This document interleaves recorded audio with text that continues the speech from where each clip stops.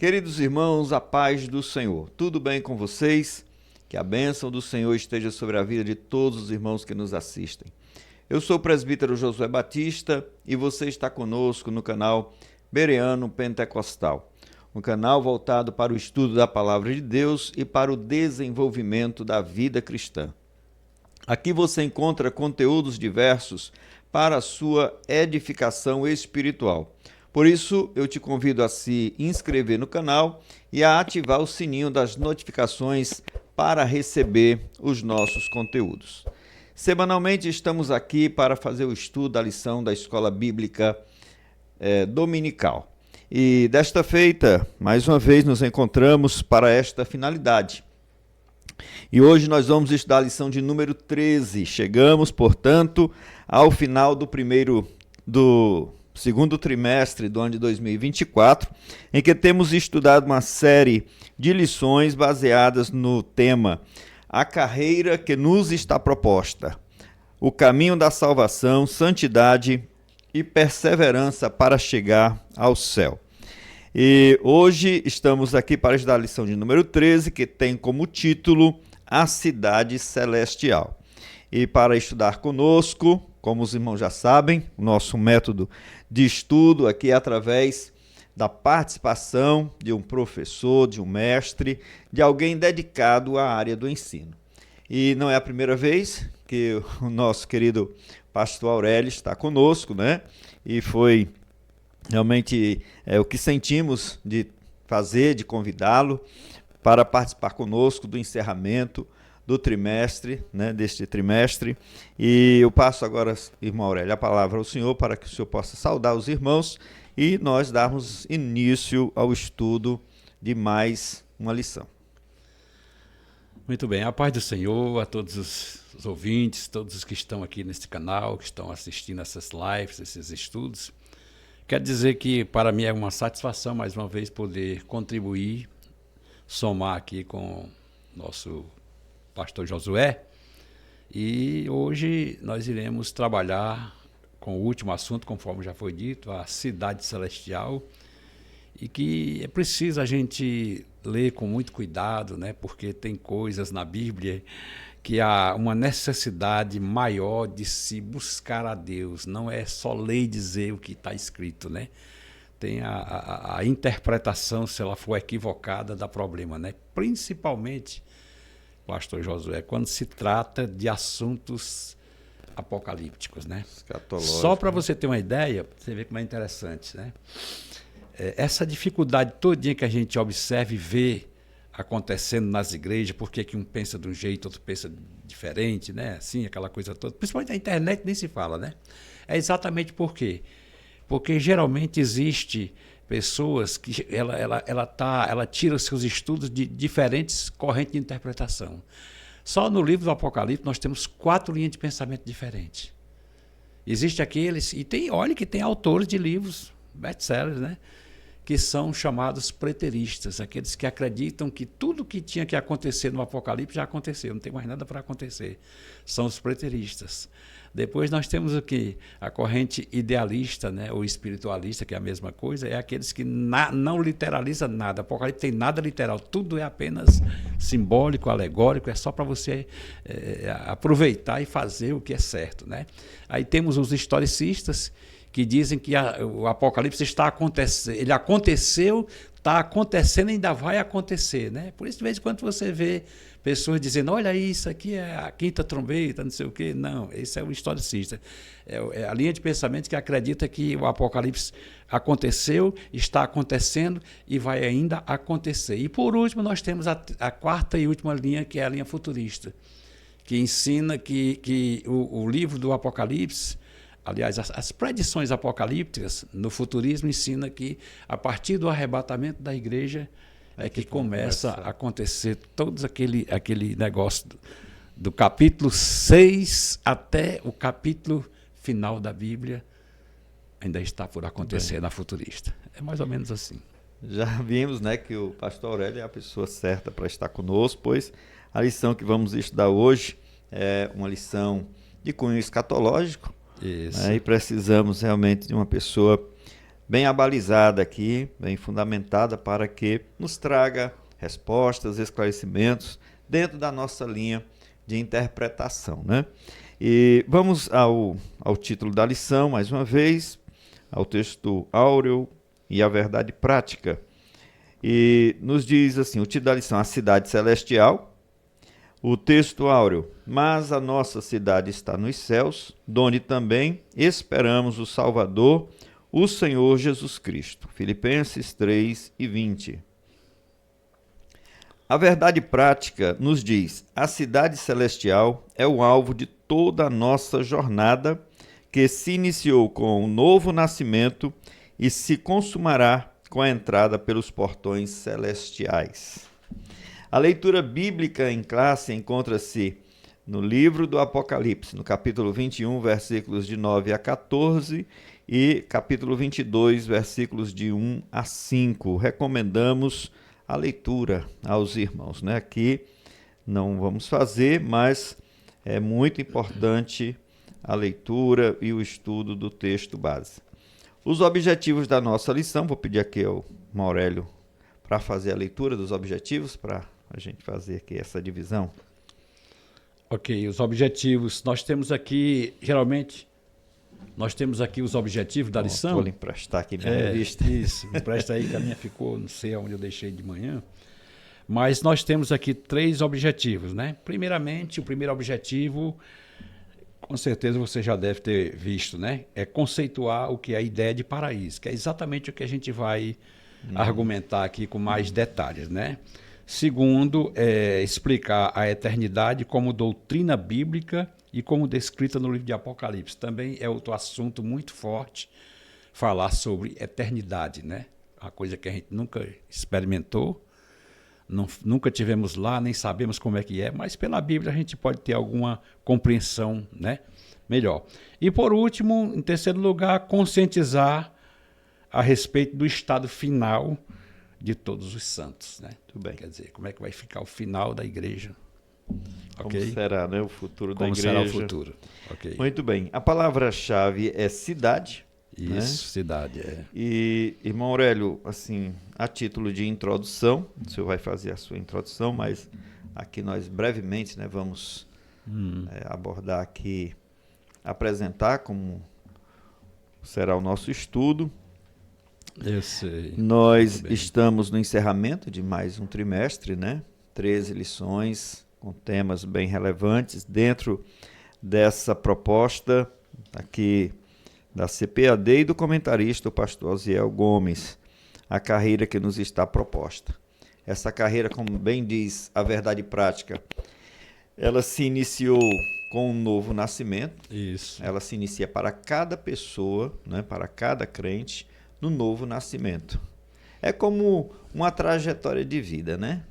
Só que essa carreira, ela vai se encerrar não com a morte, como túmulo, na vida natural, o túmulo, né? Verdade, é verdade. Mas ela se encerra de forma gloriosa, né? Aliás, encerra uma etapa e começa a etapa eterna, né? Verdade. E então, assim, a temática que nós estamos estudando hoje, vamos dizer, a cidade celestial é o ponto de chegada, então, né? Isso. É o ponto de chegada dessa carreira, dessa caminhada que nós estamos fazendo aqui na Terra. E vamos estudar. Hoje vamos entender a questão do que é a cidade celestial, a Nova Jerusalém, né? Isso. Embora que numa lição como esta não seja possível a gente esgotar, né? Esgotar todo este assunto, mas é a grande esperança dos salvos, né? Muito a nova bem. Pátria, Isso. A nossa morada definitiva, quando nós estaremos para sempre no nosso novo lar. Isso, verdade. Como diz o hino 36, que aqui tem os encantos da terra, né? Mas isso... O exilado, né? Isso não é suficiente, né? Isso. Porque nós temos saudades lá da nossa pátria. Verdade. E aí eu passo assim a palavra também para o senhor fazer a sua introdução ao assunto e depois nós fazermos o estudo dos pontos aqui. Certo, muito bem. Olha, nós temos que entender o seguinte, eu aprendi uma coisa dentro da soteriologia e eu não abro mão desse conceito, apesar de que existem outros pensamentos, outras correntes, outras linhas, mas eu acredito na corrente de interpretação que diz que nós fomos salvos, estamos sendo salvos e ainda seremos salvos. Como entender isso? É simples. A Bíblia diz que quando a gente aceita Jesus como Salvador, a gente entra no reino pela fé. E ali toda a culpa, ela desaparece. Aí se cumpre Romanos 8:1, nenhuma condenação há para quem está em Cristo Jesus, para quem está em Cristo Jesus. Então, a partir da sua conversão, você passou a ser o quê? Uma pessoa que não tem mais nenhuma culpa. Então, o primeiro passo da salvação chama-se justificação. Você foi justificado e não há mais nenhuma condenação. Em seguida, você já ingressa na segunda etapa, que é exatamente o quê? A santificação. E eu acho muito interessante, pastor Josué, é que... Foi estudado também, né? Já foi falado sobre isso, mas eu estou só recapitulando para a gente só chegar... Só para a gente aproveitar para dizer exatamente, por onde nós, os caminhos por onde nós andamos. Temos que andar, até chegar lá, né? Então, o apóstolo Paulo, na segunda carta aos Coríntios, Filipenses capítulo 2, versículos 12 em diante, ele diz assim: vocês desenvolvam a vossa salvação em temor e tremor. Quer dizer, nós aceitamos a Jesus, entramos sem sabermos de nada, pela fé. Mas, a partir do momento em que Deus começa a nos dar um entendimento, Ele exorta que você entre por um processo de santificação, e nesse processo Ele diz que você, para fazer isso, você tem que ter temor e tremor. E isso é a vida toda. Uns passam por processos maiores, outros menores, mas a verdade é que todos nós temos que desenvolver essa salvação, até chegar o momento em que ou ela termina com o arrebatamento ou então com a morte física, porque chegou a morte física, está bem com Deus, desenvolveu, acabou-se. Você já vai para a eternidade, né? E no dia do arrebatamento, aí a coisa ainda é mais interessante. Por quê? Porque acontecerá realmente a última parte, que é a glorificação. Paulo diz na primeira carta aos Coríntios 15:51, né? No abrir e fechar de olhos ao soar da última trombeta, os que morreram em Cristo ressuscitarão primeiro, e nós que estivermos vivos seremos transformados. Aí no 52 ele completa e diz assim: porque é necessário que o corruptível se revista da incorruptibilidade e o mortal da imortabilidade. Então, quer dizer, isso aí chama-se glorificação. Termina aí a etapa, não tem mais como retroceder. Quando você chegar nessa última parte, terminou todos os problemas. E aí, para fechar, né? E hoje a gente vai exatamente chegar, né? Vamos trabalhar hoje mais nessa última parte, né? Que é a glorificação, para chegarmos até o destino eterno, que é a cidade celestial, que a gente vai ver como é que é mais ou menos. Muito bem, vamos então prosseguindo, né? A gente está muito grato a Deus e também ao pastor Aurélio por se disponibilizar a estar conosco. O primeiro tópico traz como título o paraíso eterno. E aí o Aurélio trouxe aqui um recurso, né? Que vai nos ajudar realmente a entender melhor cada um dos tópicos. Exatamente. Aurélio, o primeiro tópico traz como título paraíso eterno. E aí o primeiro subponto é: o que é paraíso? É o título, né? E nós formulamos aqui uma questão que já é uma pergunta, né? O título aqui já é uma pergunta, e a gente quer também usar essa mesma pergunta, só que da seguinte forma: o que é o paraíso descrito na Bíblia? Paraíso é exatamente algo que tem dois conceitos. No Antigo Testamento nós temos um conceito, e no Novo Testamento ele muda completamente. Por exemplo, a palavra mesmo, o significado da palavra paraíso mesmo é reserva, parque, no Antigo Testamento jardim, domicílio dos mortos, já é quando se entende no Novo Testamento, né? Então, veja bem, a palavra paraíso, ela é uma palavra traduzida do grego, da palavra paradeison, né? Que significa... Pode colocar. Pode ver aí. Entendeu? Então tá aí. Os irmãos estão vendo aí, o slide está mostrando, né, a palavra que é compreendida no lugar aprazível, um lugar bom, né? Você tá entendendo?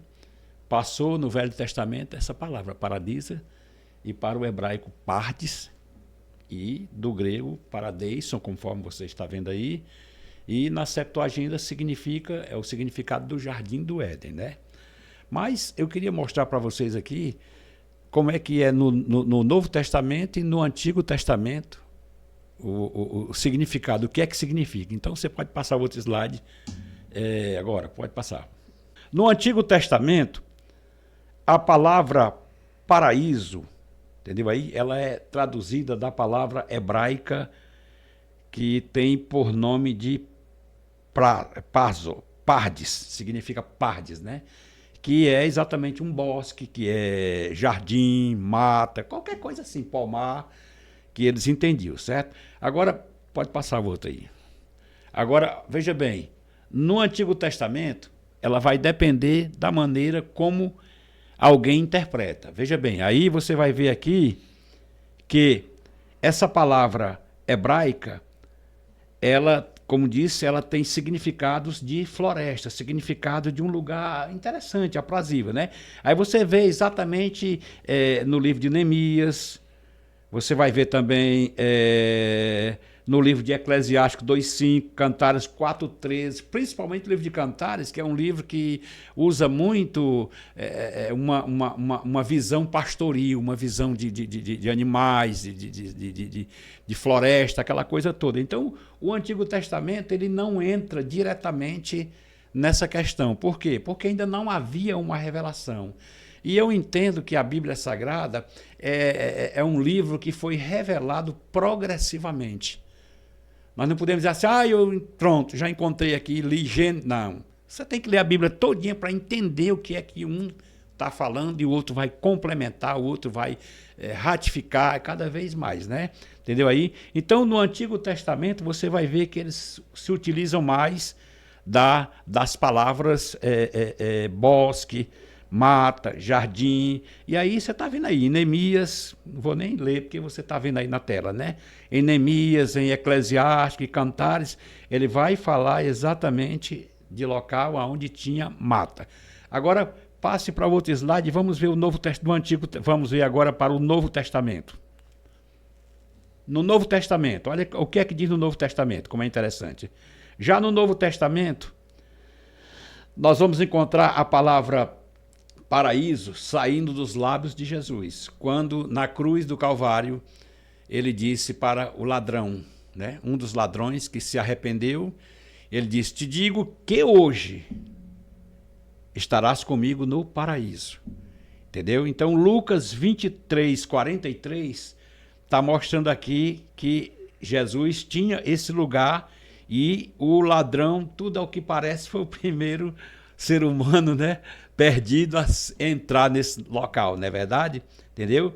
Então, tá lá que você vê isso em Lucas 23:43. O segundo ponto aqui, já está, né? Segunda referência, exatamente, está em 2 Coríntios 1:12, 1-3, quando o apóstolo Paulo, ele fala a respeito de um local em que ele foi. Diz ele que não sabe se foi no corpo, se foi no espírito, mas ele teve lá, né? Um local muito bonito, muito interessante e até assim, difícil até dele fazer um comentário. Ele chega a dizer que não podia nem dizer como é que era o local, que era muito profundo, né? Entendeu aí? E aí o que eu acho mais interessante, pastor Josué, é a simplicidade. Ele não diz eu fui lá, eu conheço, ele usa uma interlocução interessante, né? Ele diz, eu conheço um homem que foi lá, tal, entendeu? Então, a gente vai ver exatamente o quê? Que existe este local e o mais interessante é que nesse livro aqui, ou nessa passagem de 2 Coríntios, não aparece a palavra paradeison, paraíso. Existe terceiro céu, né? Que é exatamente a palavra bíblica, né? Aliás, a palavra grega é Titos Uranus, que significa Tritos e Uranus, significa terceiro céu. Mas não tem como a gente negar essa realidade, porque verdadeiramente hoje, de acordo com o nosso estudo sobre o estado intermediário, todas as pessoas que morreram em Cristo, elas já estão lá, nesse local. É um local de refrigério, onde eles estão já experimentando o que ainda está por vir. Está somente o corpo, aliás, a alma e o espírito, o corpo está no pó, mas aguardando o momento da ressurreição. Entendeu aí?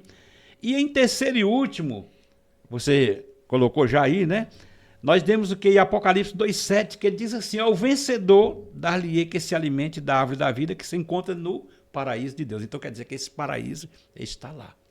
Agora não adianta a gente aqui tentar entendê-lo ao pé da letra, que dá um problema danado, né? Porque realmente no começo da criação houve um paraíso, onde Adão e Eva estavam, tudo era bom, tudo era legal, mas depois para onde foi esse paraíso?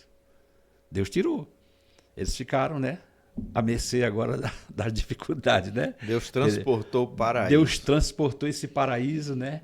E aí agora o Apocalipse aqui está mostrando aqui que existe e é para lá, né, que a gente com certeza vai, né?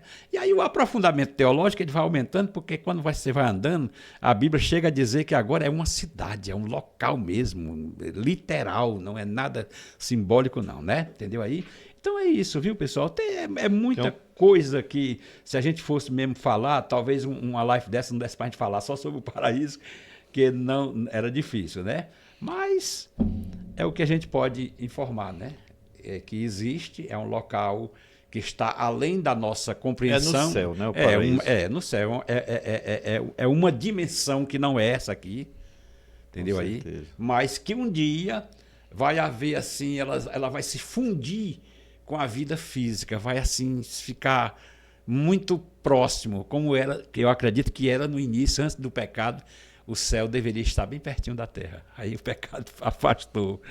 No meu entender é isso. Okay? Embora não seja assim o foco principal, né, do nosso tema de hoje, porque nós vamos estudar mais sobre a cidade, mais a cidade eterna, né? Isso. Mas é importante fazer essa diferença, essa distinção do que é o paraíso, né, para que não se confunda com a cidade eterna. Paraíso, né? Com a cidade eterna, é verdade. Aí é o título do próximo subponto, que é o que é a cidade eterna. O que é a cidade eterna, né? E aí a nossa pergunta, né, que vamos reutilizar, o que é a cidade eterna, né?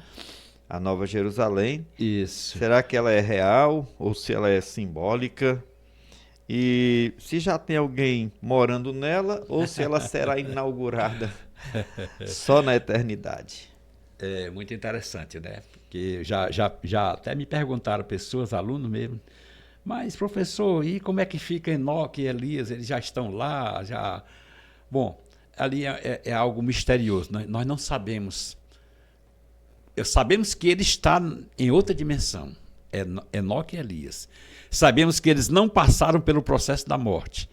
E sabemos que muitos personagens do Antigo Testamento já experimentaram o processo da morte e hoje estão nesse paraíso. Então é algo que não tem como a gente dizer que corpo é que Elias está e Enoque, e como é que é essa alma, não sabemos. Eu respeito muito a questão hermenêutica quando a Bíblia diz, quando a Bíblia silencia, eu não posso querer falar, entendeu aí? Agora, não temos medo de dizer que verdadeiramente existe uma cidade eterna, e isso é provado, irmão. Pastor Josué, eu vou aqui pedir o meu amigo aqui, o André, para ele colocar o próximo slide, que eu queria ver aqui, você aqui, olha aí, ó. Então, a gente deve ter muito cuidado, sabe? Muita atenção, quando a gente vai fazer essa distinção da Nova Jerusalém do Apocalipse, que é a igreja glorificada, a Jerusalém celestial, menciona os escritores, mas veja bem, olha aí. Essa cidade, ao meu ver, de acordo com a Bíblia Sagrada, ela é uma cidade literal. É uma cidade que vai comportar pessoas, vai estar gente lá nessa cidade. Entendeu aí? E eu acredito nisso porque nós temos aqui, pelo menos aqui, uns sete exemplos, 7 ou 8 exemplos de versículos bíblicos que vão mostrar exatamente que essa cidade é literal. Não é algo só simbólico. Quer ver? Você passe o próximo slide aí. Olha o que é que diz Hebreus 12. Olha aí, Hebreus 12, ele diz uma coisa interessante aqui. Ó. Hebreus 12, Eu acho muito profundo isso aqui, quando ele diz assim, ó. Mas, tende chegado ao Monte Sião, essa palavra Monte Sião se refere exatamente a Jerusalém aqui da terra, mas ele usa esse nome, Monte Sião, a cidade do Deus vivo, olha aí, a Jerusalém celestial, não é a Jerusalém da Palestina hoje, é a Jerusalém celestial, e lá, miraídes de anjos, aí lá está, quem é que está lá? A Universal Assembleia, quer dizer, uma reunião universal, certo? E lá está quem? Está a igreja dos primogênitos inscritos nos céus. Nós não sabemos que quando aceitamos a Jesus, o nosso nome está escrito no livro da vida. Então, os primogênitos somos nós, os primogênitos escritos nos céus. E tem outra coisa interessante também, que é um pouco difícil de a gente entender se é a mesma coisa que aconteceu ou se está acontecendo, que é o aperfeiçoamento desses espíritos. Que, no meu entender, a igreja ela está glorificada e ela já entra nessa cidade e ela participa. João viu isso no capítulo 4 e capítulo 5. O trono de Deus, os anciões, aquilo tudo são representações simbólicas daquilo que vai acontecer lá, né? Agora, só tem essa dificuldade aqui, é a gente saber se nós somos os primogênitos escritos nos céus e quem são esses espíritos dos justos aperfeiçoados. Tem uma corrente teológica que diz que a igreja dos primogênitos seria nós, os crentes da nova aliança, né? E os espíritos dos justos aperfeiçoados seria os crentes da antiga aliança também, que vão estar todos juntos, né? A diferença é que dentro do conceito dispensacionalista existe essa separação. Igreja e o povo de Israel são separados. Agora, quando chega na eternidade, talvez haja uma fusão e se torne um povo só. Esse é o meu pensamento. Mas existe outras correntes que dizem que não, que a igreja é a igreja dos primogênitos e que o Israel do Antigo Testamento são os justos que agora também se aperfeiçoaram. É mais ou menos isso, viu? O que o escritor. Mas a verdade é que ele está dizendo aqui que a coisa é literal, né? Ele está dizendo aqui que nela habitam miraídes de anjos, os primogênitos escritos no céu, os espíritos justos aperfeiçoados. Essa é a primeira parte, né? Agora, passe a outra parte do slide aí. Em Hebreus 11, 9 a 10, você vai ver aí que Abraão, Isaac e Jacó, eles peregrinaram nas terras, né? Na época deles, e você veja que a vida deles era uma vida nômade. Eles não tinham morada fixa. Você não vê Abraão construindo uma casa, um edifício, nem Jacó e nem Isaac. Porque o conceito deles, conceito nômade, é que eles tinham que passar ali, vou usar até, eu acho, não sei nem qual seria o nome que a gente usaria, né? Mas será que é um pleonasmo, né? Eles iriam morar, eles não iriam morar ali, eles estavam de passagem. Então eles não poderiam, de maneira nenhuma, pensar em construir nada, porque a sua visão era para o alto, era olhando e entendendo que tinha algo melhor preparado para eles, né? E aí você vai ver exatamente o que é que diz aqui no verso 9, né? Ele diz assim, né? Pela fé peregrinou na terra da promessa, como a terra alheia, habitando em tendas com Isaac e Jacó, herdeiros da mesma promessa. Aí ele diz, por quê? Porque esperava o quê? Uma cidade que tem os fundamentos, o qual o arquiteto era Deus edificador. Então, quer dizer, ele já estava observando que tinha algo melhor, por isso que ele não estava preocupado em ter uma morada aqui. Não é que eu esteja dizendo que você não compra a sua casa boa, isso, né? Nós tem que entender o que é que está acontecendo. Vou dar né? aqui uma pequena contribuição sobre essa questão dos patriarcas, né, Morelli? Que sim. Os patriarcas moraram em tendas, né? Abraão, Isaac e Jacó. Eles não tiveram nenhuma casa edificada, né? Só moravam em tendas. E Ló quis morar em casa, né? Teve problema, na cidade, né? Teve problema, né? Perdeu a bênção, quase perde a vida, né? Quase perde. E o final dele não foi muito bom. Perdeu a esposa, né? Perdeu a esposa. Verdade. Aconteceu uma série de coisas, né? Isso. Mas os que peregrinaram, os que permaneceram, é isso que eu queria ilustrar, né? Comparado com conosco hoje, né? Que nós precisamos entender que somos peregrinos, somos forasteiros neste mundo, né? Com que nós certeza. estamos buscando uma pátria superior, uma pátria não humana, né? Isso. Essa nova Fora cidade. da dimensão que nós estamos, na verdade. Enquanto que aqueles cristãos que, como Ló, estão buscando as coisas do mundo, estão flertando com o mundo, né? Estão abusando aqui do mundo, né? Que a Bíblia diz que a gente pode usar normalmente das coisas naturais, não tem problema, mas nós não podemos nos apegar, não podemos fazer um uso excessivo. O tesouro do coração tem que estar lá em cima. O tesouro do coração, exatamente. É verdade, Esses, certeza. como Ló, estão buscando segurança, né? Estão humana, buscando, né? Física, né? Estão buscando as coisas aqui deste mundo, né? Abraão nos dá esse exemplo de fé, né? Exato. E era um homem rico. Só criado tinha 318, né? Isso. Era muita gente, né? Tinha a sua fazenda móvel, né? Onde ele queria se instalava, né? Isso nos ensina a nós, claro que a gente está numa época diferente, mas é como Josué falou, é verdade. A gente está aqui, mas é como se não tivesse. Isso. Você tem um carro bom, é como se não tivesse. Tem uma casa boa, sabendo que tem coisa melhor. Agora, se apegar, faz como Ló, acaba perdendo tudo, né? Ló quase perdia tudo, né? Mas voltemos aqui para Jerusalém. O terceiro tópico aqui, passe aí, já está, né? Filipenses 3:20, está aqui outra literalidade, porque a pergunta é, Nova Jerusalém, uma cidade literal, é simbólica? Nós estamos tentando responder que é uma cidade literal e não simbólica, né? Então, Paulo aqui em Filipenses 3, versículo 20, ele vai dizer o quê? A nossa pátria está nos céus, olha aí, mais uma vez ele usa a palavra grega uranos, que é céus, né? Entendeu? Donde também aguardamos o Salvador, o Senhor Jesus Cristo. Então, Paulo está dizendo que é literal, né? Passe o próximo aí. Próximo aqui é o número 4. No número 4 aqui nós vamos ver o quê? Apocalipse apresenta esta cidade. Olha, aqui é que eu vejo aqui mais literalidade aqui, olha. Apocalipse apresenta essa cidade tendo o quê? Medidas e dimensões. Quer dizer, não é símbolo. Quer dizer, claro, né?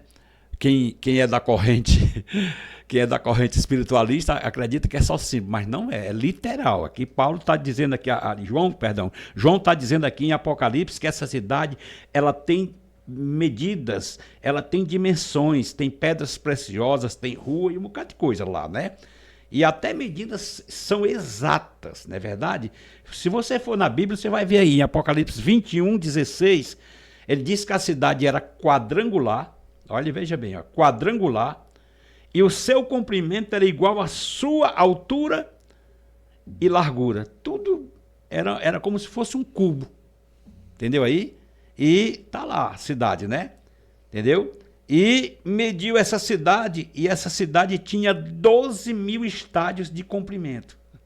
Não é muita coisa. Você vai vendo aí de lado aí, essa fotozinha que tem ao lado aí, esse quadrado foi medido, que seria mais ou menos o tamanho, a extensão desta cidade, tanto de largura, como de comprimento, como de altura. Agora imagine o tamanho deste negócio. Coisa grande mesmo, não é verdade?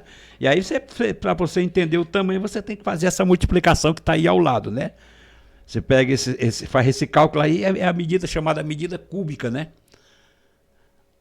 Comprimento, largura e altura. Eu não sei por que é desse jeito, né? Mas nós temos que ir pela Bíblia, né? A Bíblia não está dizendo que apareceu de uma fumaça, não. Está dizendo que é uma cidade literal e tem medidas expressas, não é verdade? Deixa eu lhe fazer aqui uma pergunta. Pois não. Às vezes as pessoas pensam que se trata de algo alegórico, né? Sim. Também baseado aqui em Apocalipse capítulo 21, versículo 9, né, que diz assim, um dos 7 anjos que tinham as 7 taças cheias das últimas 7 pragas, Isso. e falou comigo dizendo, vem mostrar-te-ei a esposa, a mulher do Cordeiro. Versículo 10, e levou-me em espírito a um grande e alto monte, e mostrou-me a grande cidade, a santa Jerusalém, que de Deus descia do céu. Aí alguém pode assim achar que é uma figura né, alegórica ou simbólica da igreja. Da igreja, né? Né? Mas realmente, conforme o senhor está aí argumentando, nós temos outros versículos aqui neste mesmo texto que falam de algo bem plausível, como uma cidade literal. Cidade né? literal. Você ter as medidas. Então, se fosse por exemplo, algo simbólico, a igreja não precisava fazer isso. precisaria, É né? verdade, é. Porque aí você ia ter que simbolizar essas medidas, né? Eu, no meu entender, no meu modo de pensar e de interpretar, inclusive ela está até aqui, eu tinha até colocado aqui seria no 7 tópicos, mas deixa para diante, né? Certo. No meu entender, João viu essa cidade descer. Agora aí sim ele faz uma comparação bem clara de que essa cidade é a cidade em que a igreja vai morar, mas ele viu ela descer do céu, ele não viu a cidade, ele viu a noiva, como se a cidade estivesse no lugar da noiva, como se a cidade fosse tão linda que ele está aí. Você quer conhecer a noiva? Olhe para a cidade. É essa cidade aqui que eles vão morar. E aí, isso é uma realidade tão grande que você pula agora para o ponto 5, para você ver. Ajudar aqui. Às vezes também há uma figura de linguagem, né? Que por exemplo, você tem um recipiente e tem o que está contido dentro daquele recipiente, e que às vezes o nome do recipiente, né? Vamos usar o exemplo aqui da quiboa. Sim. A pessoa diz assim, rapaz, bota aqui a quiboa. Mas o que a pessoa está confundindo é o nome do recipiente com o líquido que está dentro. O líquido é água sanitária. A quiboa é a marca. Isso. Pronto, né? Exatamente. Então pode ser, como a cidade de Jerusalém vai ser a morada vai ser do onde santo, a morada, né? Onde a igreja vai habitar. Então João aqui usa certamente, né, uma essa figura, né? Da Verdade, igreja, com certeza. da noiva do Cordeiro e a própria cidade. É como hoje, do mesmo jeito de Xerox. A gente só conhece cópia como Xerox. Mas tem várias marcas de máquinas. Isso é uma figura, né? Mas é uma figura, porque eu não me lembro o nome da figura. O que é isso? É uma metonímia? É uma metonímia. Acho que é uma metonímia, né? Parece que é. Isso. Entendeu? Mas olha aí o número 5, como ele vai confirmar mais o que nós estamos dizendo, como é literal. Será que Jesus Cristo, ele estava falando por símbolo quando ele disse que eu vou preparar lugar? E eu fiz questão até de trazer o texto original para não ter dificuldade de dizer assim, não, isso aí está errado na Bíblia, não sei o que, está aí, ó. Ele usa as palavras bem claras, ó. Ente oikia tu patros mu, quer dizer, olha aí, o que é que ele está querendo dizer com isso? Na casa de meu pai, monoi polai. Significa o quê? Muitas moradas. Eu vou preparar lugar para vocês. Então, se ele vai preparar mesmo. Agora, eu não sei qual é o tipo de material que ele preparou essas casas, ou essa cidade, mas existe. Ela existe e um dia ela vai ser vista e habitada pela igreja por todos aqueles fiéis. Quer dizer, é o que eu digo, José, isso é coisa de fé. Você falar um negócio desse para um homem natural, ele escandaliza, ele acha que é loucura. Mas a Bíblia diz que realmente essas mensagens, começando pela cruz, ela é loucura para todo aquele que se perde, né? Então vamos andar em ruas de ouro. Com certeza. Vamos aqui ainda para mais um 6º ponto. Eu trouxe 7 pontos, eu queria esgotar bem rapidinho. Vá para o 6 aí, olha aí. No capítulo 22, versículo 3, diz que nela está o quê? O trono de Deus e do Cordeiro. Fala de praças, olha aí, ó. Se fosse simbólico, para que ele ia colocar? Praças, rios, árvores e até frutos, que é dado de mês em mês. Olha aí. Será que João estava delirando quando escreveu isso? Não, ele estava vendo. Deus levou ele em espírito, ele viu essa cidade. Não é verdade? Entendeu aí? E aqui a gente vê exatamente, ó, uma coisa interessante aqui, ó. No versículo 22 do 3, né? Diz assim, ó. Ali não haverá jamais maldição. Você imagina você morar numa cidade que não vai existir mais crime, que não vai existir mais nada que prejudique a vida? Não terá mais maldição. Por quê? Porque a maldição, pastor Josué, ela entrou no mundo depois do pecado. Verdade. O próprio Deus disse, né? O Senhor disse para Adão, maldita é a terra por tua causa. Então, para isso, Jesus veio, desfez todo o efeito da maldição e ainda tem mais. Essa maldição, ela pegou todo o eco, todo o sistema. Mexeu com a terra, com os céus, com tudo, tudo. Então, a morte de Jesus na cruz é uma restauração, desfazendo todo o efeito da maldição, certo? Então, lá não vai ter mais maldição. Por quê? Porque não tem como haver maldição se o trono de Deus e do Cordeiro estão ali e os seus servos o servirão. Até porque a Bíblia usa a expressão de dia e de noite, mas isso aí é apenas uma figura. Aí é uma figura, porque lá não tem dia e nem tem noite. O estado eterno, não, já vê isso. Bem interessante, não existe o estado eterno, não se pode cronometrar. Essa é a verdade. E por último, para a gente fechar esse ponto, veja bem, é o 7, né? Foi isso que você tinha falado agora, eu vou reforçar. Essa cidade não é apenas a morada de Deus Pai, como está escrito aí, e do Filho e do Espírito Santo, mas também ela é a morada da noiva.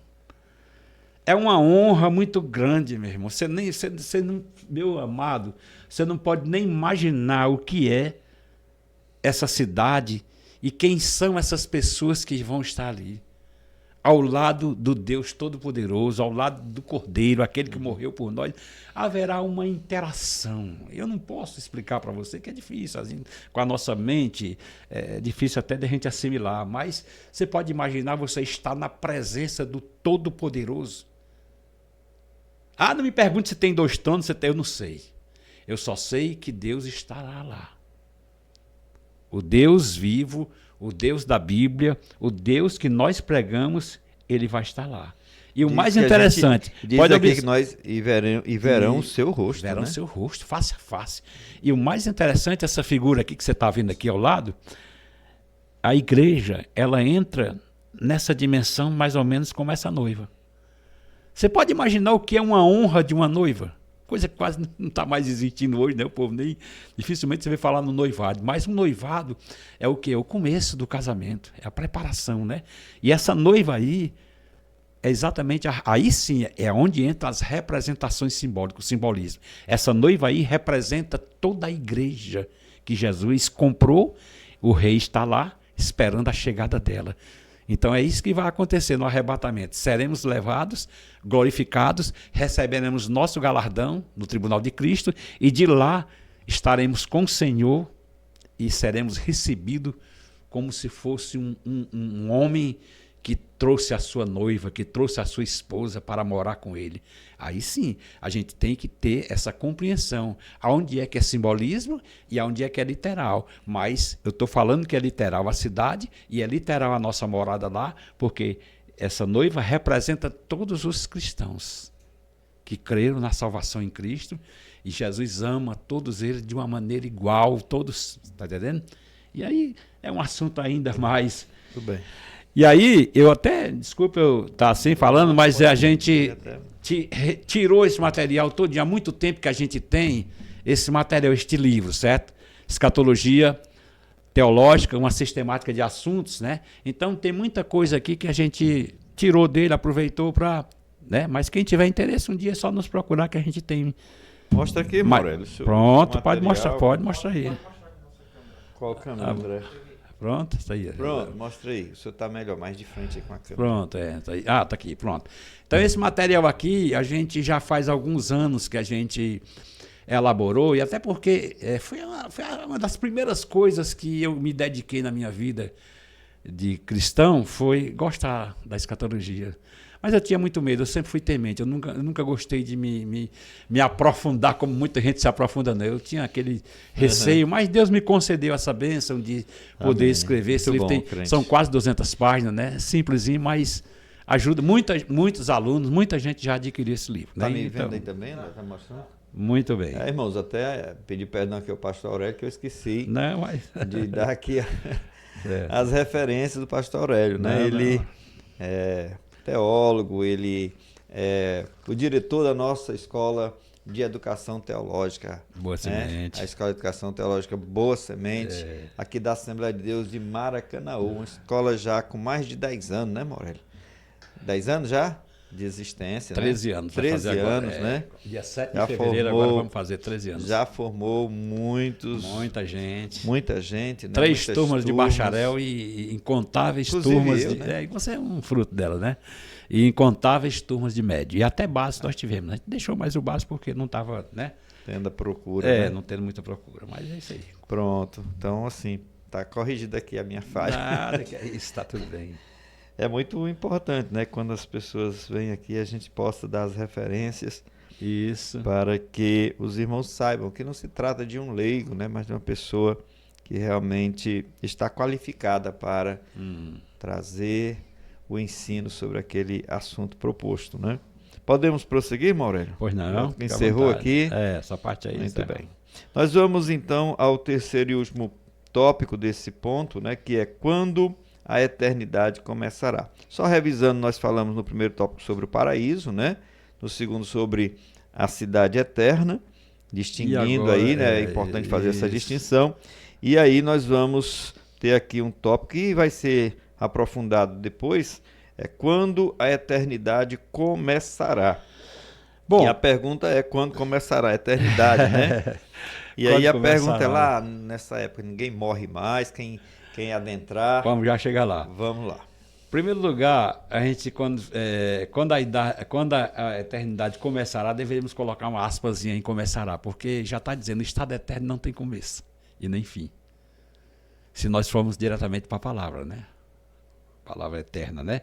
Entendeu? Mas eu vou deixar para falar, no próximo tópico, a gente vai falar sobre conceitos de eternidade, que vai ser o terceiro tópico que a gente vai usar aqui como subsídio para a lição.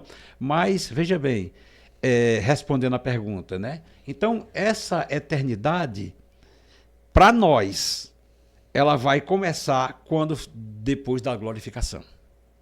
Enquanto não houver a glorificação, não acontece a eternidade. Ainda estamos ainda sujeitos a muita coisa. Agora, depois da glorificação, não é morte, não. A pessoa morre e ainda continua o espírito lá no paraíso. Mas depois, quando houver a consumação, Jesus Cristo vier em glória para arrebatar sua igreja, levar sua igreja, e ali os glorificados, ali já começa a eternidade. O estado eterno de cada um salvo, ele começa a partir do momento da glorificação. Quando acontecer a glorificação, então começou para ele a eternidade.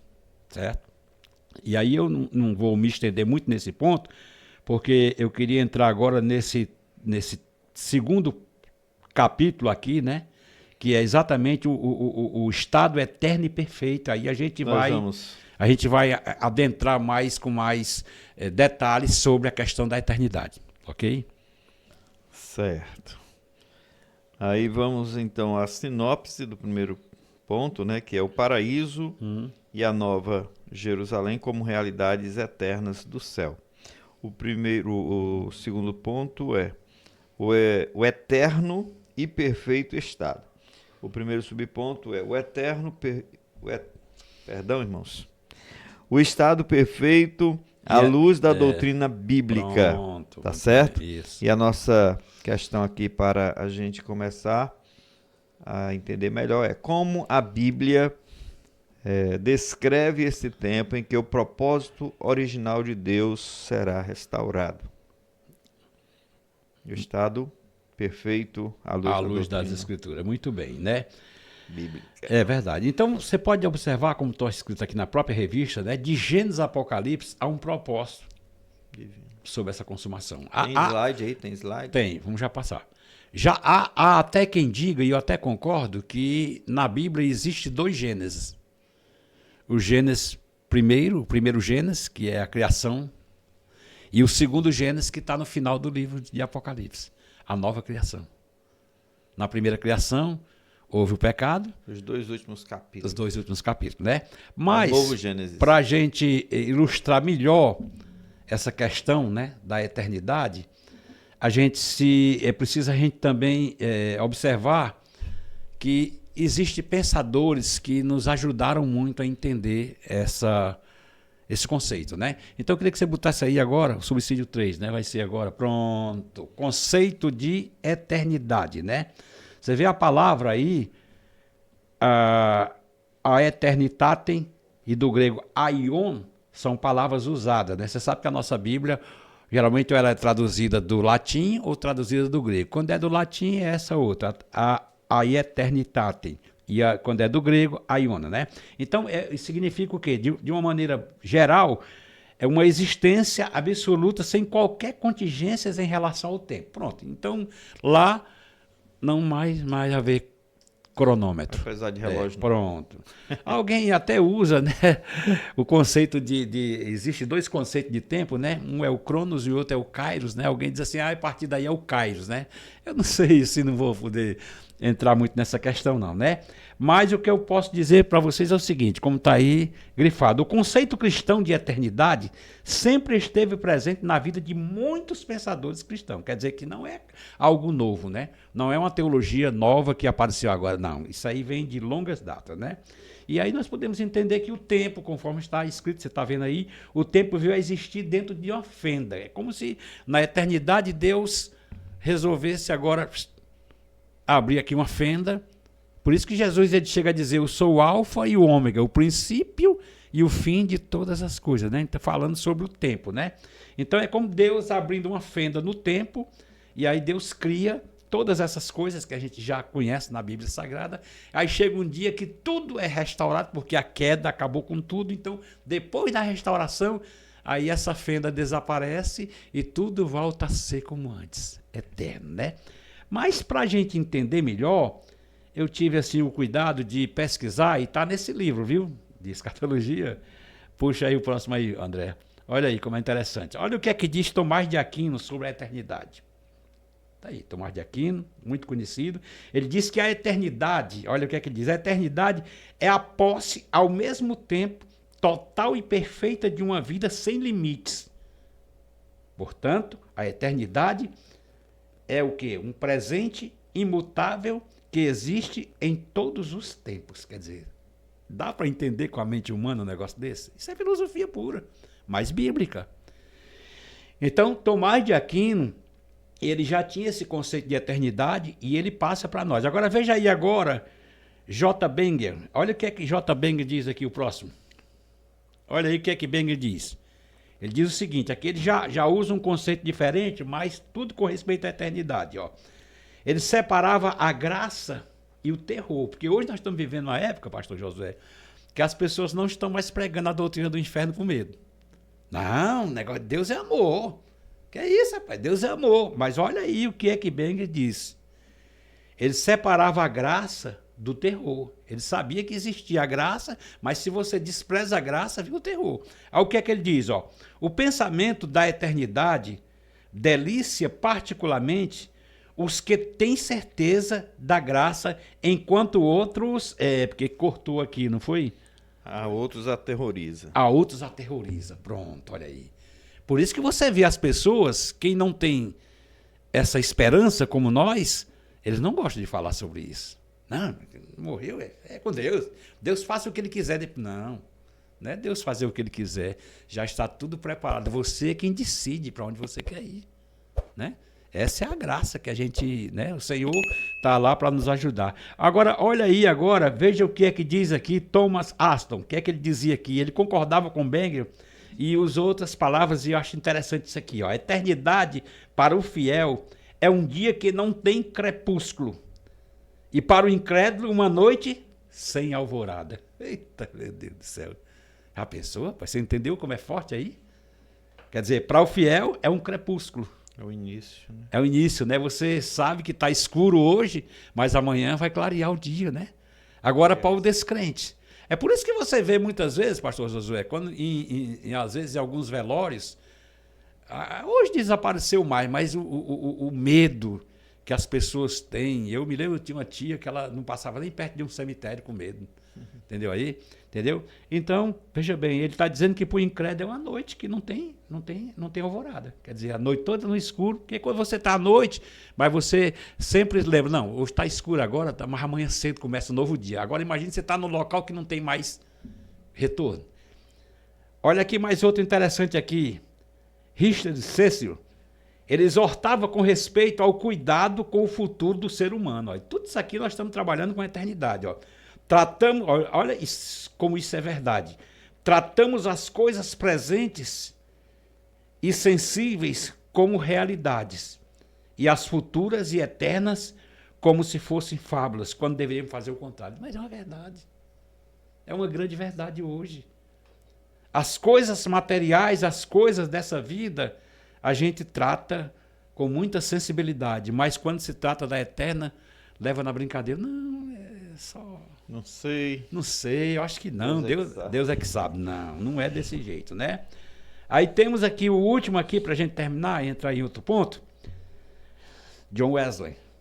Olha o que é que John Wesley observava, o cuidado com a realidade. Ele tanto tinha cuidado com o céu como a doutrina do inferno. Ele não deixou a desejar. O que é que ele disse aqui? Ó?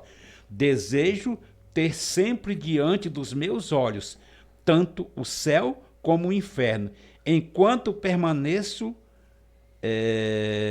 deixa eu ver. No istmo da vida. No istmo da vida, entre dois oceanos.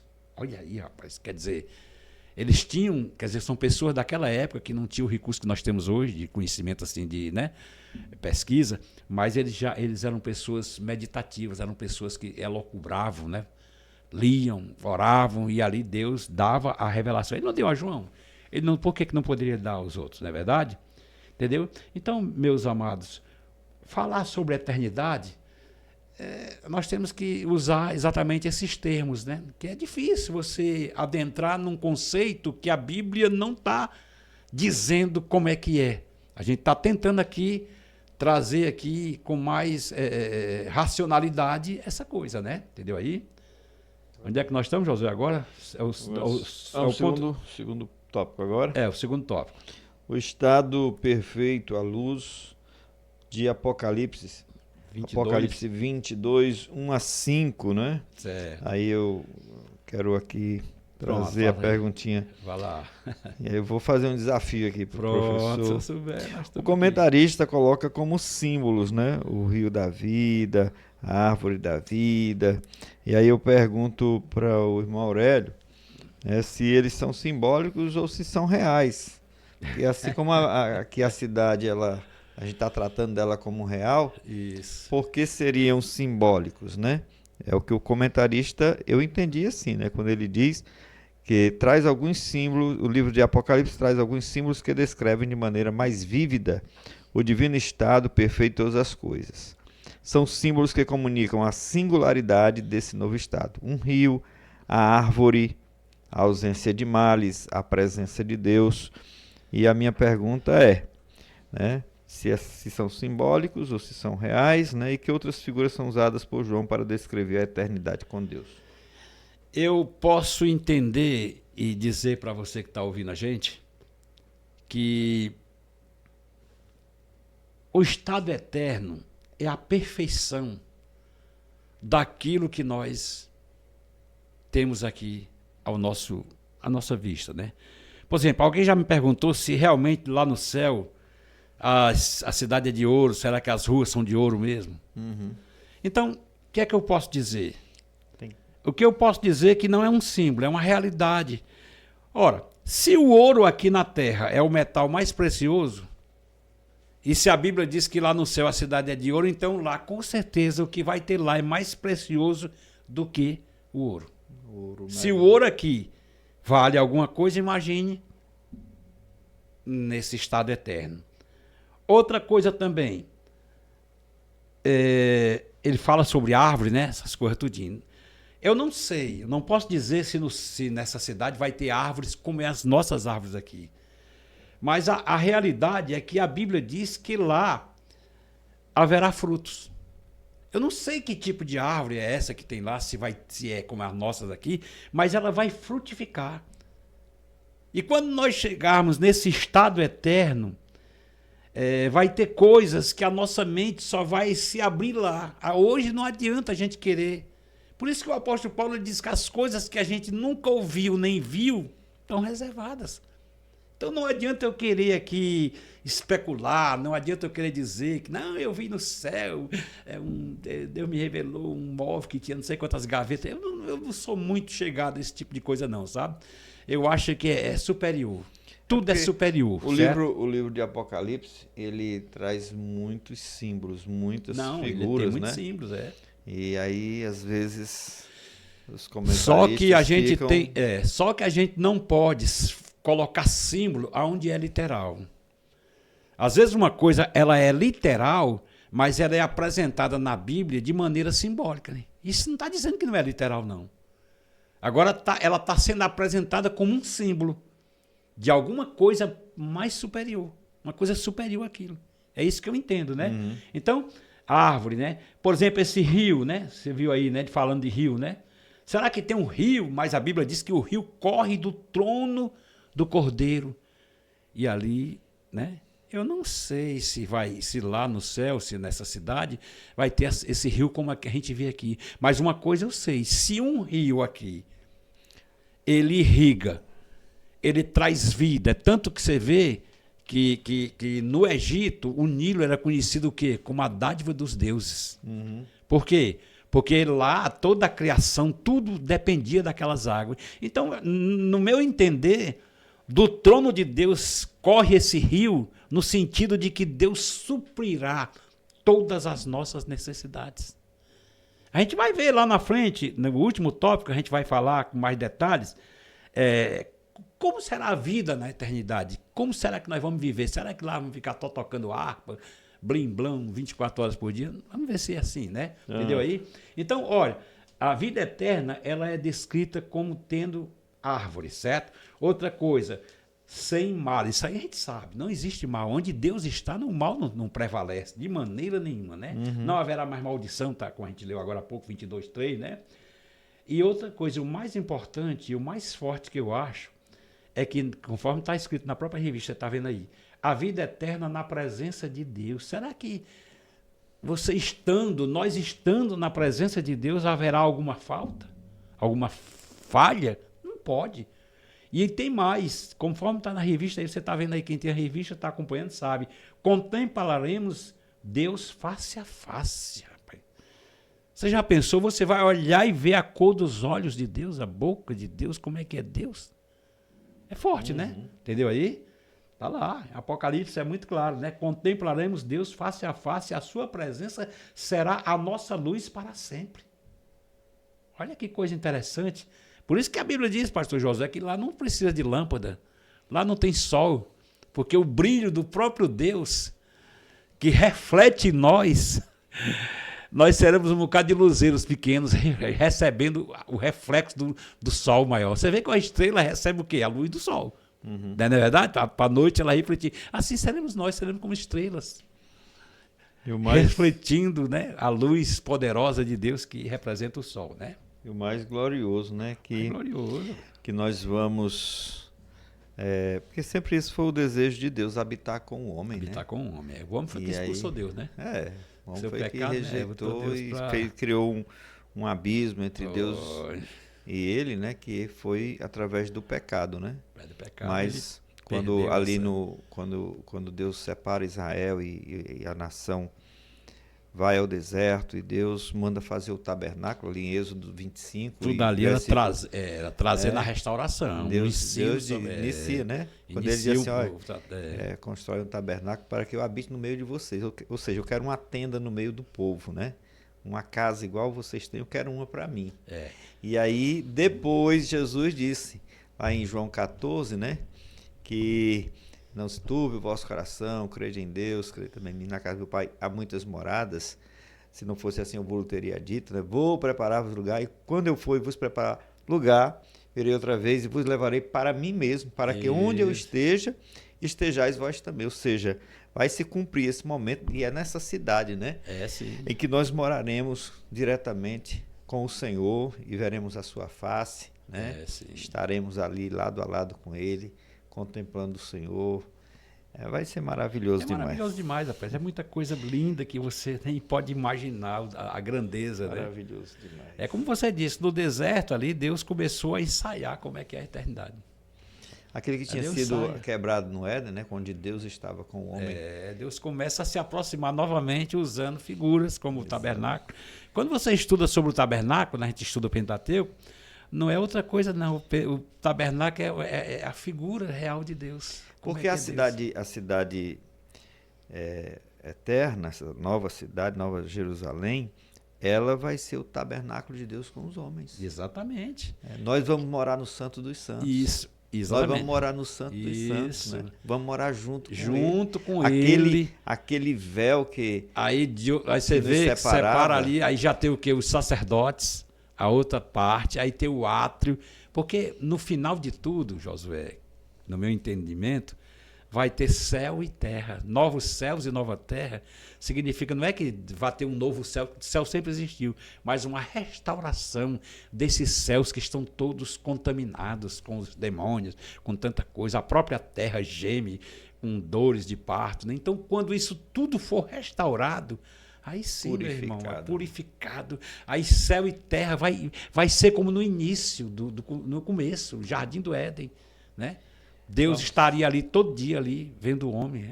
É bom demais. Dá pra se alegrar bastante. É coisa boa demais. Eu creio, viu, Morel, que esta lição vai ser motivo de muita gente se alegrar.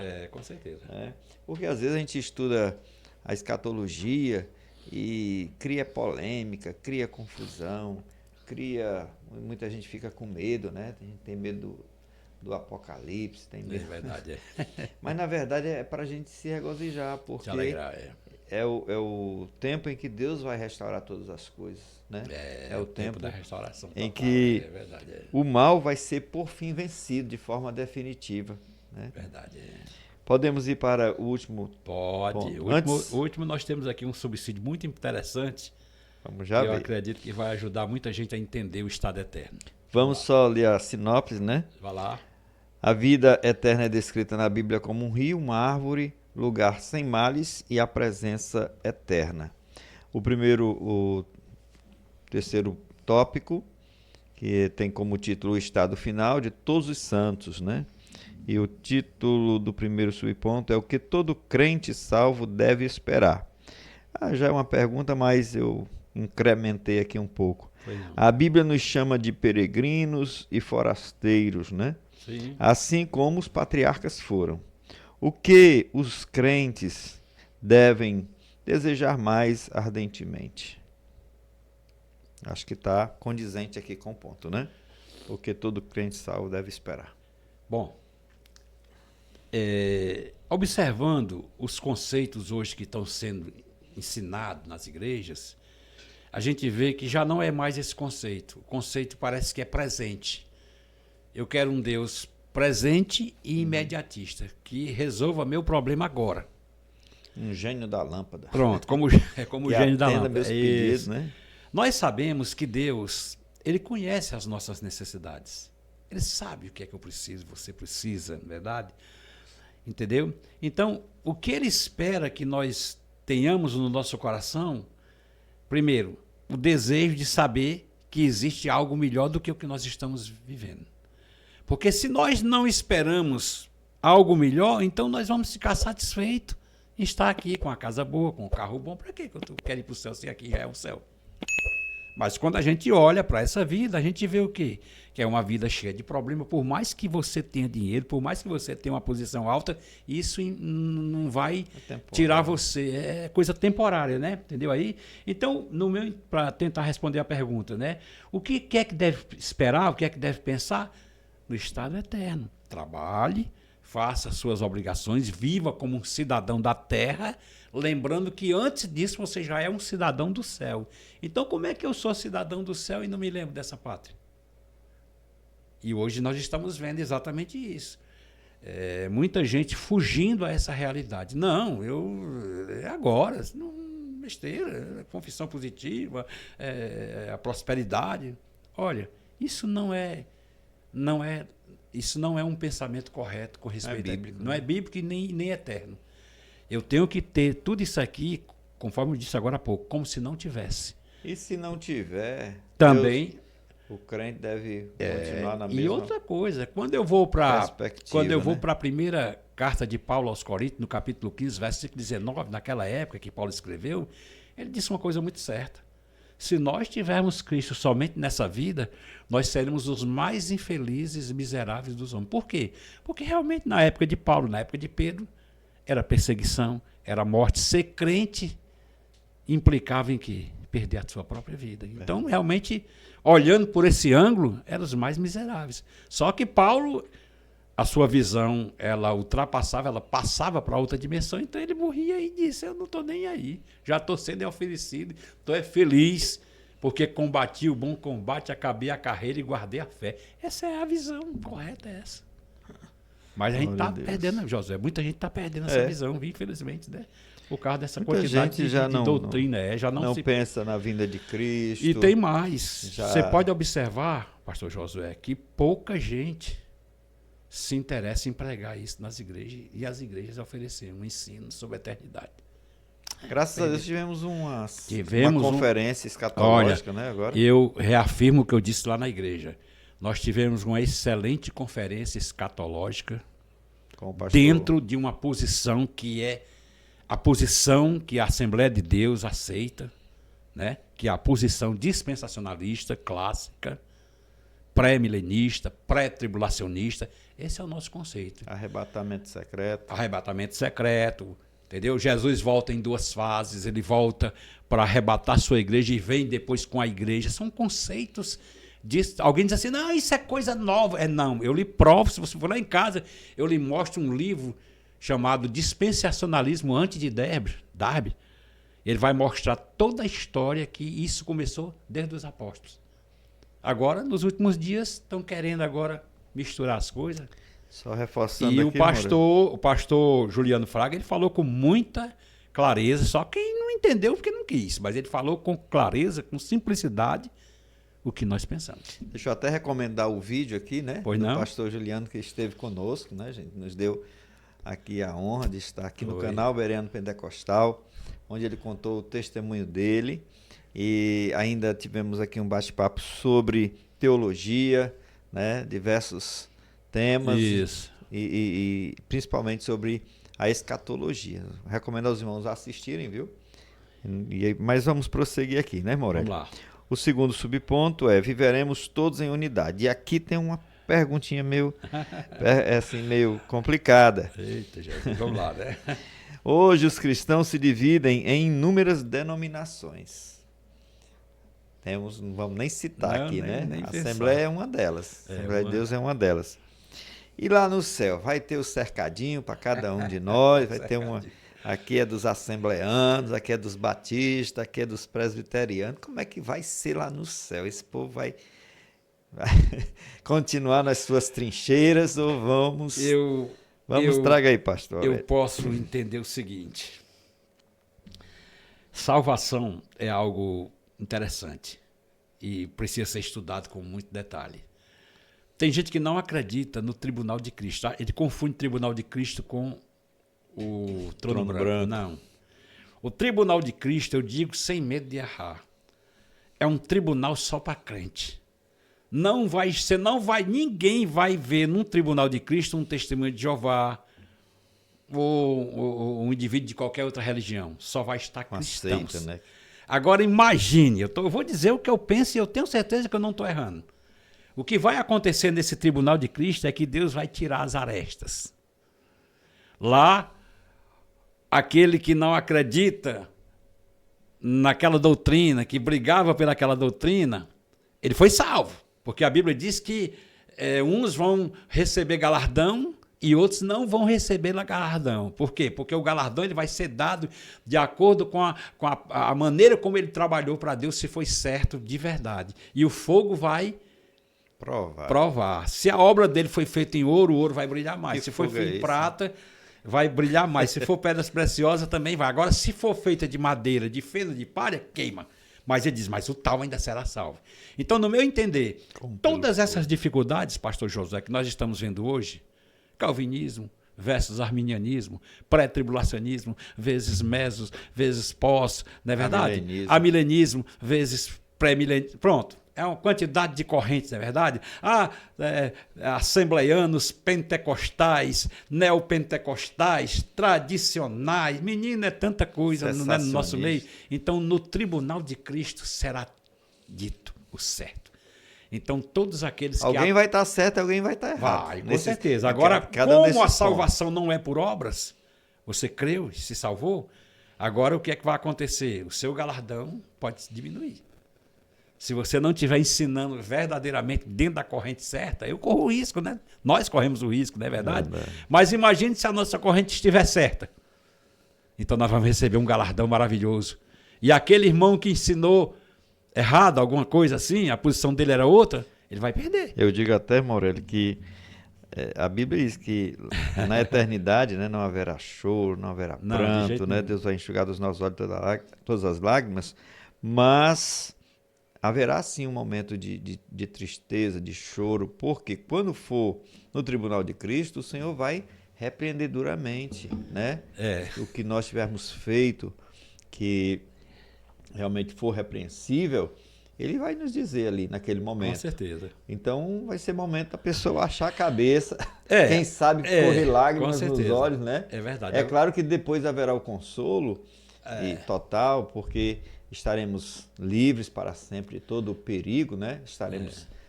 A nossa redenção será completa, mas ainda assim, no primeiro haverá momento... Haverá perdas. Com certeza. Avarias. É verdade. E aí, mas assim, voltando para o nosso tópico aqui, o importante é que a gente vai viver em unidade. Não tem como.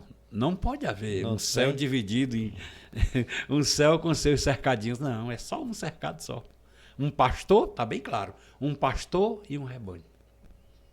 Todos estaremos... Porque, como você disse uma coisa interessante, aqui a gente discute por causa da nossa mente, por causa do pecado, né? Mas chega um dia que isso vai haver uma unanimidade. Todos serão arrebanhados pelo mesmo pastor e não tem mais dificuldade, não vai ter mais calvinismo no céu, nem arminianismo, nem vai ter mais isso. Não, todo mundo vai estar num só pensamento. Porque Paulo diz, né? Porque agora vemos como pelo espelho, um espelho, né? Vemos em parte, né? Mas então veremos como ele é, ou seja, o próximo, no final desse tópico aqui, nós vamos tentar ajustar ainda melhor ainda, viu? Então vamos lá para o terceiro e último ponto, que é finalmente em casa, né? Sim. E aí a pergunta, por que sentimos saudades do céu sem nunca termos ido lá? Uma saudade assim, né? A gente realmente não se sente à vontade aqui. Muitas vezes a gente se angustia com esse mundo, né? E fica... Então, assim, é como se houvesse uma eternidade no nosso coração, como disse o próprio escritor. Ali, eu acho que foi o rei Salomão, né? Olha, o ser humano, quando ele pecou, ele perdeu algo muito importante, que foi a comunhão com Deus. Saudade do paraíso. Só que ficou dentro dele essa lacuna, que não pode ser preenchida por nada a não ser Deus. E aí as religiões tentam articular suas ideias, seus conceitos, mas o homem sempre é caído. Agora imagine no momento em que todas essas dificuldades, todas essas coisas desaparecem. Então, respondendo a sua pergunta, por esta lacuna não estar preenchida, é que nós não nos sentimos bem aqui. Porque se a gente não, a não ser quem está morto, claro, né? Espiritual, não sente mais nada, mas um crente, ele sempre sente esse vazio, essa dificuldade, porque está faltando ser preenchida. E esse preenchimento só vai acontecer quando Jesus voltar. O que falta, você pode aqui estar hoje cheio do Espírito, falando em línguas, ensinando, mas no outro dia você acorda às vezes meio mole, dificuldade. Tem dia que vem as dúvidas, né? Aquela coisa toda. Agora imagine num estado eterno que não vai haver mais essas coisas. E aí, como já estamos chegando ao final, eu queria que o nosso amigo André passasse aí o próximo slide. E aí nesse próximo slide aqui, essa é a questão aí, uma eternidade sem ociosidade. Pode passar. Olha aí. Quando eu escrevi esse material, eu escrevi baseado nas minhas próprias experiências. Quando eu era criança, a gente tinha esse entendimento, né? Não, eternidade deve ser muito chato. Porque os filmes, as novelas só aparecem quando a pessoa morre subindo de branco e tocando harpa com aquele negócio aqui na cabeça, aquela coisa toda. Só que isso aí... Aquele meme lá. Aquele memezinho. É um conceito pagão. Porque quando a gente vai para a Bíblia Sagrada, nós vamos encontrar o quê? Uma eternidade sem inatividade. Uma eternidade com muita atividade. Agora, qual é a diferença? É que é uma eternidade com atividades num corpo incansável.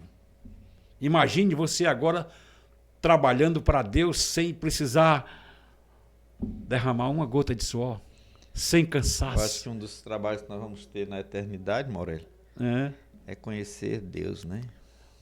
Conhecer, porque nós conhecemos tão pouco Muito de pouco, Deus, né?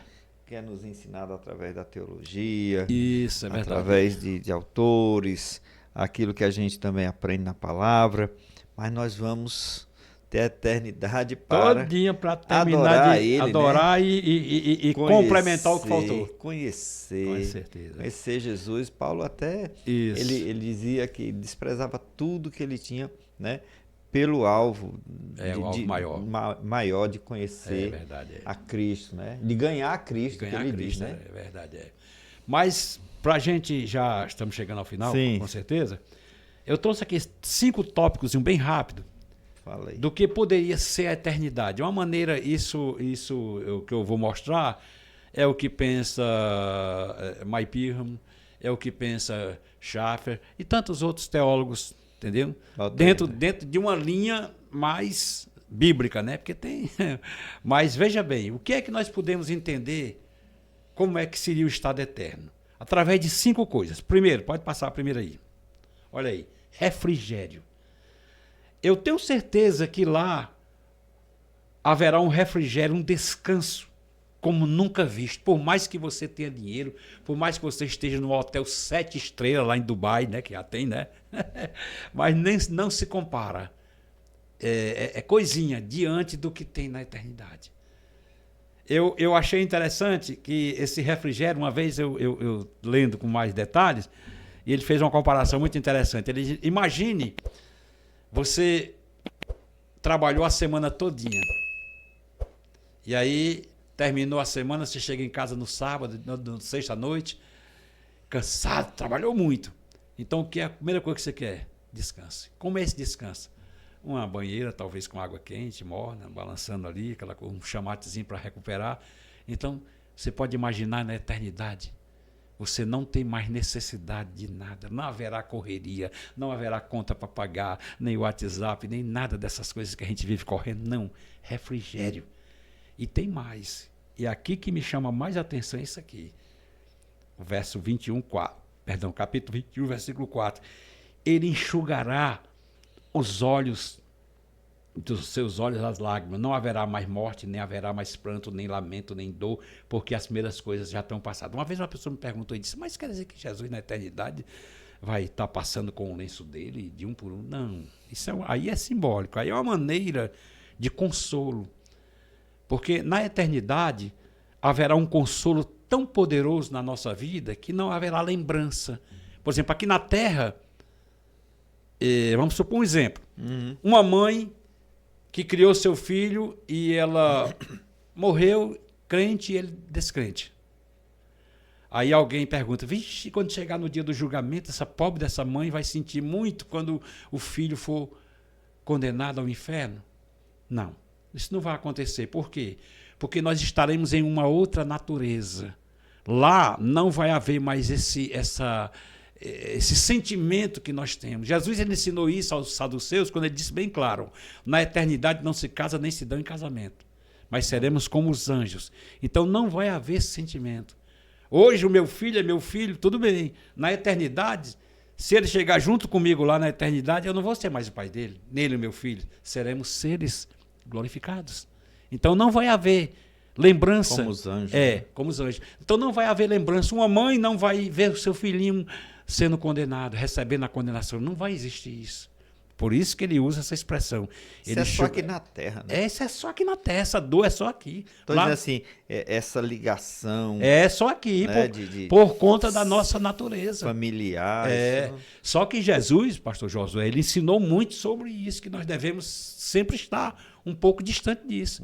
Naquela passagem, bem rápida, aquela passagem quando a mãe dele chega, que alguém quis atrapalhar a pregação dele, ele disse, quem é minha mãe? Como que ele diz assim, olha, minha mãe é você, meu pai é você. Estão ouvindo a palavra. que às vezes tem pessoas que se atrapalham. Ah, mas minha mãe... Então, se a sua mãe errar, você vai errar. Se a sua mãe se perder, você vai se perder. Não, ela é sua mãe. Mas quando se trata da salvação, a coisa muda. Segundo tópico aí, por favor, a gente andar. A chucará toda lá. Tem umas fotografias aí pra gente... Olha aí. Estabilidade, pastor Josué. É isso aí que eu acho interessante demais, né? Hoje, por mais que você esteja bem na vida, por mais que você tenha realizado muita coisa, mas não existe estabilidade. De uma hora para outra pode vir um tipo de governo e acabar com tudo, como aconteceu na União Soviética, como aconteceu na China, não é verdade? Então não tem estabilidade. Por mais que você tenha hoje muita coisa, dinheiro e muitas posses, mas não há nada que possa ser comparado a um tipo de governo onde não vai mais existir isso. E aí eu observo aqui, Lucas 1,33, o que Gabriel disse para Maria, que o reino dele seria eterno, ele reinaria eternamente sobre a casa de Jacó e o seu reino não terá fim. Aí você pergunta, mas não tem um milênio? O milênio é o começo. Jesus reinará 1000 anos aqui na terra e esse milênio já é exatamente uma preparação para um futuro estado eterno de reino. Ele começa aqui restaurando. Né? Quem estuda a doutrina do milênio sabe que aqui na Terra são 1000 anos. Agora, o grande problema, pastor Josué, é teológico, que muita gente confunde o milênio com o estado eterno. Não é. Milênio é tempo, é temporal. Estado eterno é atemporal. Essa é a dificuldade. Agora chegou naquela hora que você falou, conhecimento. Olha aí o próximo aí, ó. Conhecimento. O que falta hoje, eu não vou nem usar as palavras que está escrito, mas eu já sei. O que falta hoje para nós será completado. Alguém disse uma coisa interessante? Pode passar, André. Claro que é o conhecimento, viu? É o próximo. Não. Hein? Foi? Então vai, mas depois volta. Estabilidade, pronto. Conhecimento, é esse aqui. Muito bem. Então, veja bem. Por mais que a gente tente aprender alguma coisa, por mais que a gente ache que saiba alguma coisa, não tem como a gente saber isso, entendeu? Então, o que falta de conhecimento, que hoje tem coisas aqui na Terra que ainda são o quê? São enigmas, ou enigmáticas, né? Podemos assim dizer, né? A gente não sabe explicar. Uhum. Tem coisa que você conversa, mas você não sabe explicar. Você apenas crê. Você apenas aceita. Por exemplo, a ressurreição. Alguém pode explicar ou equacionar, podemos assim dizer, a ressurreição de Jesus, a ressurreição de Lázaro? Quem pode entender o que foi aquilo ali? Mas aconteceu. Lázaro estava morto com 4 dias e foi ressurreto. Jesus morreu e com 3 dias ressuscitou-se para uma ressurreição que nunca mais morreria. Entendeu? Então são assuntos teológicos que a gente, por mais que a gente estude, nós nunca vamos chegar a um denominador comum. Então, né? Lá a gente vai poder saber o que era o espinho tudo de Paulo na muito carne mais do que de isso, Paulo, né? céu de menos, né? Não, porque é uma pergunta que o pessoal faz. Faz muito. Qual que era o espinho na carne de Paulo, né? Aí então lá a gente vai poder perguntar a Paulo, o que era mesmo aquele espinho? Diga aí, Paulo, para nós aí. Entendeu? Nós vamos perguntar. Aí olha o que é que diz 1 Coríntios 13:12. Ele diz assim, coisa. mas então conhecerei plenamente. Quer dizer, vai haver um conhecimento pleno de todas as coisas. Isso, é aquele versículo. Aquele versículo, né? Como também eu sou conhecido. Quer dizer, eu já vi gente dizendo na igreja, pastor Josué, que lá no céu nós não vamos se conhecer, não. Rapaz, é uma eternidade muito sem graça essa, né? Como é que eu vou... Passar por ti. Passar aqui. Rapaz, Quem és tu? Rapaz, tu não sei quem é. Não sei, você. todo mundo tem amnésia lá. É amnésia, loucura, não tem nada a ver. O que muda na eternidade é apenas o estado de vida, a personalidade é a mesma. O mesmo Josué, o mesmo Aurélio, o mesmo André, que hoje está aqui, estará lá, agora numa condição superior, eterna, glorificada. É só isso, mas o que nos separa hoje com a morte é porque o corpo ficou no pó, mas o espírito já está lá. Mas como o homem é um ser de tríplice constituição, de acordo com 1 Tessalonicenses 5:23, corpo, alma e espírito, então isso novamente volta a pegar o corpo velho, e não que seja o corpo velho, mas precisa daquela essência que está lá enterrada para poder formar o corpo glorificado. É outro assunto que não dá para a gente falar agora. Por aí, sociedade, olha como é interessante. Para quem pensa que o céu é um local de ficar só tocando harpa e vestido de branco, olha aí o que é que nós podemos ver. Sociedade. O salvo desfrutará da companhia de pessoas regeneradas. O bom é isso, pastor. Vamos poder bater papo lá. O mal não vai estar nenhum marginal lá, não vai estar ninguém ao lado ruim, de só vai pessoas. estar ao lado de pessoas que foram transformadas, não é verdade? Por Jesus, né? Entendeu aí? E aí, isso é uma coisa natural do ser humano, está lá em Gênesis 2,18, como está escrito aí. O homem, ele é sociável. Deus não criou o homem para viver isolado. Então é um prazer você estar na companhia das pessoas. Quando você vê uma pessoa isolada, ele não está legal, ele está passando por algum problema. Isso é normal do ser humano estar batendo um papo. Bate-papo, conversando, se alegrando, não é verdade? Tem os momentos difíceis. A gente aprende muito, né, conversando. Aprende muito, não é verdade? Mas tudo isso agora é porque ainda estamos na imperfeição do tempo, né? Vivemos no tempo. Então, aí o que diz aí? Na eternidade sentiremos o amor e o afeto do qual hoje somos carentes, rapaz. O que falta, por mais que você ame a sua esposa, eu ame a minha, mas sempre aqui a gente pega uma pegazinha de vez em quando, né? Mas lá não haverá mais isso. Será algo que não vai mais acontecer. Mas ele diz aqui, olha aí, 1 Coríntios 13:10, né? Mas quando vier o que é perfeito, então o que é em parte será aniquilado. É isso. A velha natureza já era, foi embora. Tudo se fez novo, a glorificação trouxe tudo de novo, né? Então, meus amados, o que eu posso dizer é isso. De maneira sintética, de maneira bem cognoscível, né? Podemos assim dizer. É isso, porque se a gente for tentar especular o que é que tem na eternidade, pela nossa mente, vai dar problema. Mas não será um lugar de ociosidade. Não será um lugar de ociosidade. Ninguém vai ficar lá tocando harpa 24 horas por dia, não. Vai ter muito o que fazer. E eu já vejo, pastor Josué, para a gente já fechar, a doutrina do milênio já começa a mostrar. Porque no milênio, a igreja já está glorificada. A igreja já está no seu estado eterno aqui na Terra. Se bem que vai haver pessoas no milênio que vão viver como qualquer pessoa normal hoje. Mas a igreja já está no seu estado eterno. É outro assunto que a gente seria mais adiante, né? Então, é isso que a gente pode extrair da Bíblia, essas coisas. A sinopse do terceiro ponto é: no estado final, finalmente podemos dizer, estamos em casa. Né? E aí, irmã Aurélia, a gente quer concluir agora. O senhor faça aí a sua despedida, deixe o seu recado final e nós estaremos concluindo o nosso estudo de hoje. Eu vou aqui pegar a carona aqui da própria conclusão da revista, né? Que diz, assim, muito parecido também com a introdução, né? Esse local, o céu, a Nova Jerusalém, é exatamente essa jornada que começou com o novo nascimento e vai, não vou dizer terminar porque não tem fim, né? E vai adentrar para um estado que não muda mais. Uhum. Então, o que eu posso dizer e recomendar é que nós, cristãos, passemos a cada vez mais a amar o Senhor e procurar descobrir, desenvolver aquilo que falta na gente. Conhecimento. Estudar a palavra, ler a palavra, conversar com realmente, ter paciência com aqueles também que não têm o mesmo pensamento, porque você sabe que há essa divergência, às vezes há problema, né? Mas, com certeza, na eternidade, todos os salvos que estarão ali, não haverá mais bate-boca. Todo mundo estará num só espírito, num só pensamento.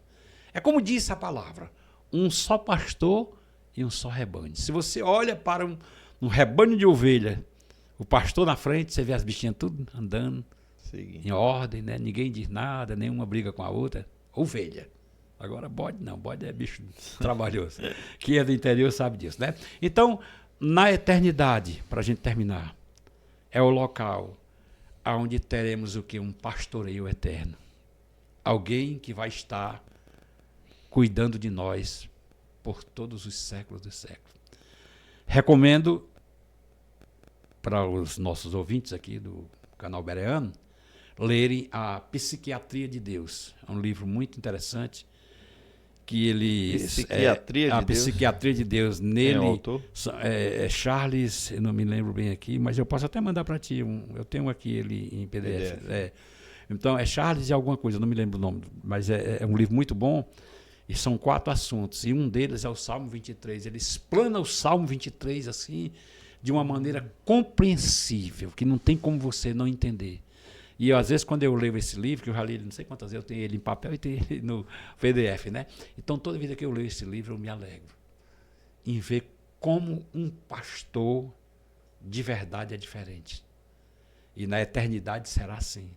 Teremos um pastor de verdade. Amém. Porque hoje, me desculpa dizer, mas hoje tem muito dirigente de igreja e não é pastor, né? Mas o pastor de verdade, ele é diferente. E na eternidade nós teremos esse pastor, graças a Deus, que é diferenciado, que é Jesus, nosso Senhor. E aqui eu só tenho a agradecer aqui essa oportunidade de poder colaborar com você aqui no canal. Muito bem, meus amados irmãos, chegamos ao final deste estudo maravilhoso. Quero agradecer a você que permaneceu conosco até aqui. Quero te pedir para compartilhar este vídeo, para também curtir, né? Isso é muito importante para o apoio que nós precisamos para este trabalho, e também que você faça um comentário, tá certo? Eu quero agradecer ao pastor Aurélio mais uma vez, a sua disposição, né, de estar aqui conosco mais uma vez, tá certo? Esperamos poder contar com o senhor novamente em outras oportunidades, né? Dizer que nós encerramos aqui, olha aí, gente, e que na próxima já estaremos dando início, né, a outro trimestre, estudando uma outra temática. Nós vamos estudar sobre Esther, sobre Ruth e Esther, né? São 2 personagens bíblicas do Antigo Testamento, tá certo? E já te convidamos a continuar conosco, a permanecer, tá certo? Nos acompanhando aqui no canal Bereano Pentecostal. Irmão, nós temos uma novidade, né? Muitas vezes os nossos vídeos já tem saído até na quinta-feira ou até na sexta-feira, mas nós estamos aqui nos programando com os nossos convidados para que este vídeo, ou o vídeo dos estudos da lição, eles saiam na segunda-feira, e de forma que vão sair com bastante antecedência, né? Dando aos professores a oportunidade de estudarem mais e ampliando também o tempo de visibilidade, né, para os irmãos que se interessam, tá certo? E, meus amados, que o Senhor vos abençoe. Recomendo a você a conferir aqui toda a playlist, né, deste trimestre. Nós temos realmente aqui as 13 lições deste trimestre, temos do primeiro trimestre, temos do último trimestre de 2023, e assim nós estamos realmente com todo esse conteúdo à sua disposição. Além disso, nós temos os bate-papo com convidados especiais, né? Nós temos aí com vários missionários, né? O Robert Van, o irmão Lázaro, o pastor Lázaro, e tivemos também com o Natan, né?